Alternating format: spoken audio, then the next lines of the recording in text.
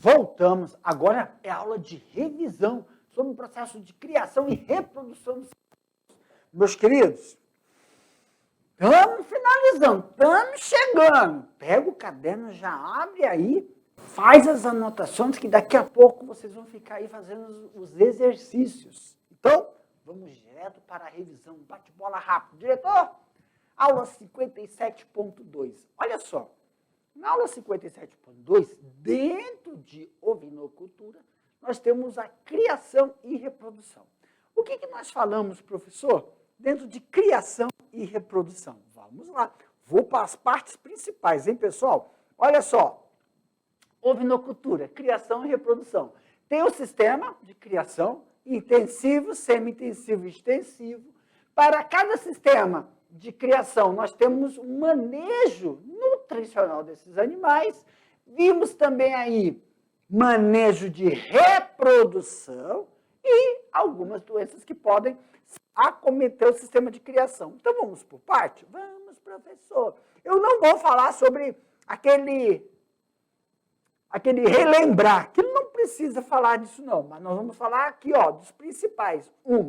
São algumas características que nós apresentamos aqui em relação à morada nova, sobre animais que têm uma rusticidade e é bem adaptada às nossas regiões, tanto no período de estiagem quanto no período chuvoso. É a mais indicada. Mas também temos o cariri, falamos sobre os somalis, né? E entre essas raças, nós sinalizamos uma característica aqui, ó, que é o aprisco. Deixa eu apagar logo isso, tudo. Entre o aprisco, apagar tudo, que é muito importante, porque ele é utilizado para abrigar esses animais, principalmente na época de qual, professor? Na época de chuva, dos temporais. Então, uma instalação utilizada no sistema extensivo, tá bom? Aqui nós estamos mostrando um sistema intensivo. Aqui nós falamos sobre o sistema intensivo, aonde nós temos uma parte, né, do piquete, que eles ficam soltos, mas nesse sistema, tá para ver, quem a gente utiliza, aí eu coloquei até como exemplo, olha, às vezes eu não sei, quem nós utilizamos é os somalis. Os somalis é muito utilizado nesse sistema extensivo porque ele já está bem adaptado às condições de ter um espaço menor, reduzido, número de animais que mantenham, apesar da quantidade, mas mantenham a produtividade. Já no sistema extensivo, nós utilizamos tanto o cariri, nós utilizamos os somalis, nós utilizamos também morada nova. Professor, uma importância aí do aprisco. Essa parte, pessoal, de baixo, onde nós temos a calha de escoamento, tanto da urina como de fezes. Isso vai favorecer, principalmente durante o manejo de higienização, a observação se tiver ou ocorrer um tipo de infecção, né, que cause diarreia. Essa é a principal. Professor, aqui para mim, as fezes dos animais são produzidas assim em forma de bolinhas, só soltas. Quando elas estão mais compactas, mudou, né? Tem um teor.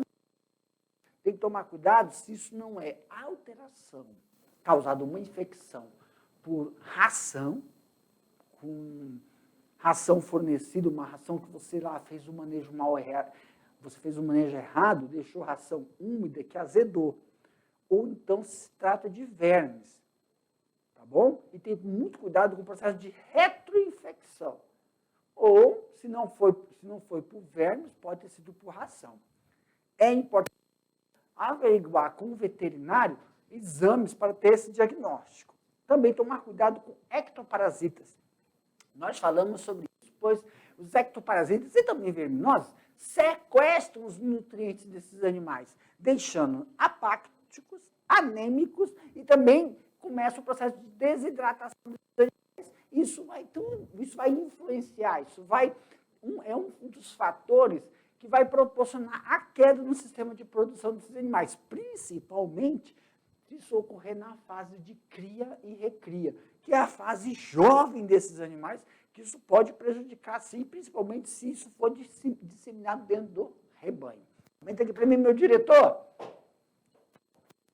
E aí também mostramos o aprisco na porção interior, onde tomar muito cuidado que essa região de fornecimento de ração aí, não é para ração não, é para volumoso.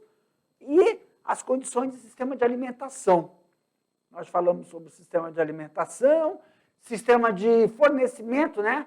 Os minerais, o sal mineral para esse animal, como cobre, ferro também, cobalto. Tomar muito cuidado em relação a isso e as criações mínimas que são realizadas às condições de sucesso. Se vai ter condições de realizar pequenas criações e fornecimento de alimentação para esses animais. E finalizamos falando sobre o manejo de reprodução. Tá? Nesse manejo de reprodução, o que nós colocamos aí, enfatizamos, é a potencialidade de você observar o primeiro cio das fêmeas. Separar esse animal. E também o processo de cobertura. Ovinos, a cobertura monta, ela é natural. Pela baixa produção de espermas do macho. Independente se ele tem esse potencial. Claro que o processo de inseminação artificial, em próxima aula específica, para o processo de cruzamento. Aqui, meus queridos, com isso a gente finaliza esse nosso bate-bola, jogo rápido. Fiquem aí com as suas atividades e daqui a pouco a gente volta para a gente fazer as correções. Tchau, tchau.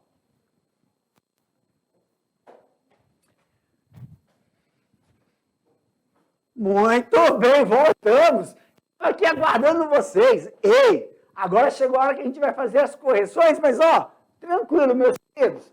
Como é que a gente vai começar, professor? Muito bem. Vamos mostrar aí para vocês na tela do computador a pergunta. Na tela do computador é boa, né? A pergunta.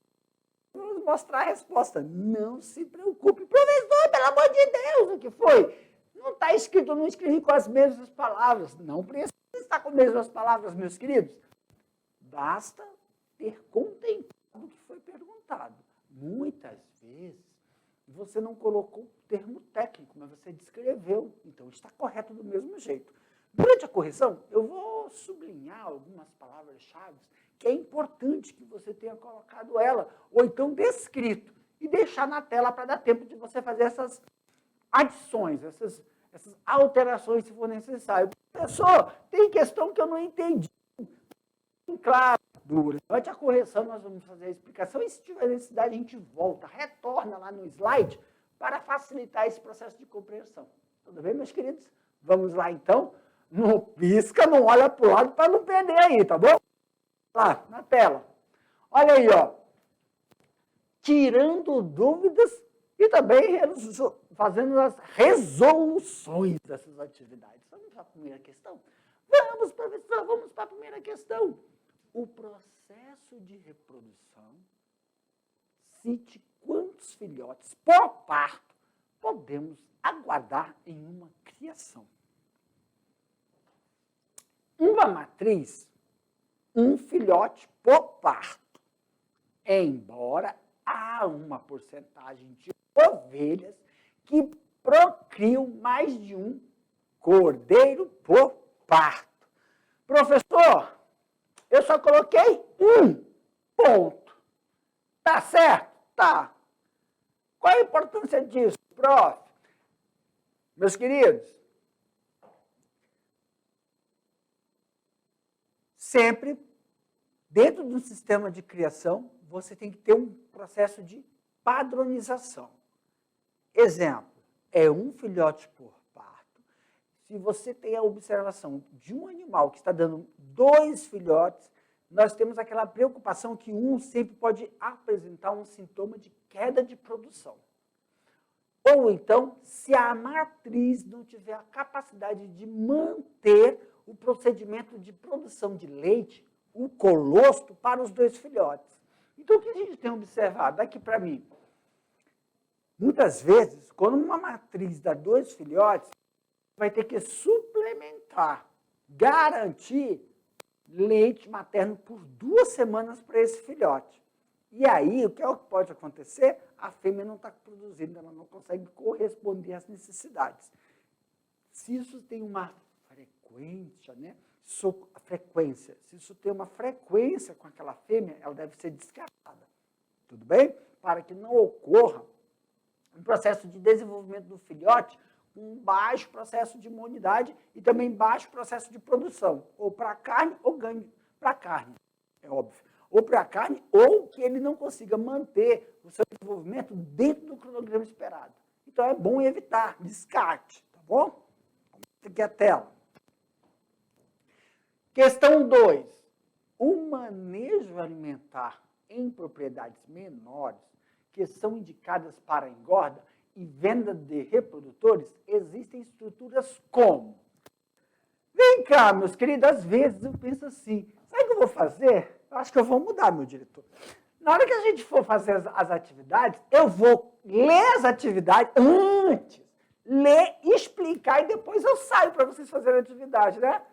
Olha só, se a gente for ler aqui as atividades, eu já vou explicar ela em que sentido. O manejo alimentar o manejo alimentar propriedades menores, que são indicadas para engorda ou venda de reprodutores, existem estruturas como? Lembram? Na aula eu falei para vocês assim, existem propriedades que não têm toda a estrutura da ovinocultura. Não tem um setor só, ovinocultura completa o quê? Contempla o quê? Contempla o setor de reprodução, que são as matrizes, os reprodutores, o setor de maternidade, cria e engorda. Tá? E tem propriedades que só tem reprodução. Criou, eles vendem os... Ou então, eles só vão vender depois da cria, vai para engorda. Porque tem propriedades que só conseguem receber animais, eles arrendam.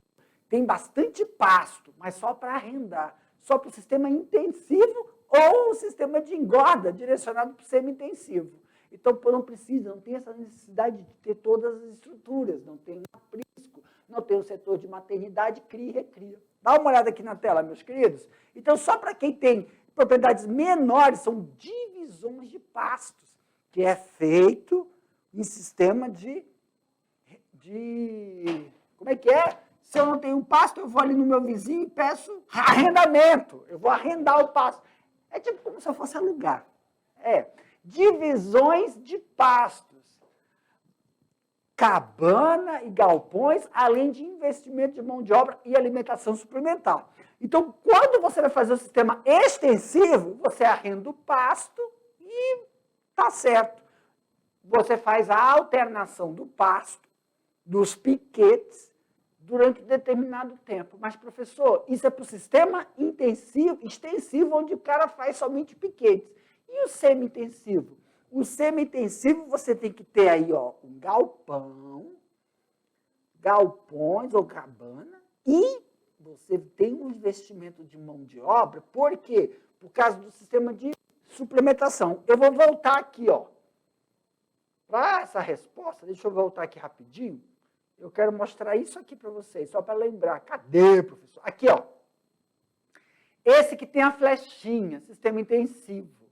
Mas aí você tem que ter uma cabana com pequenos piquetes, e aí sim, pessoas, uma mão de obra para poder fornecer a esses animais alimentação. Cadê a outra estrutura, professor? Aqui, O extensivo, deixa eu limpar aqui, para que vocês...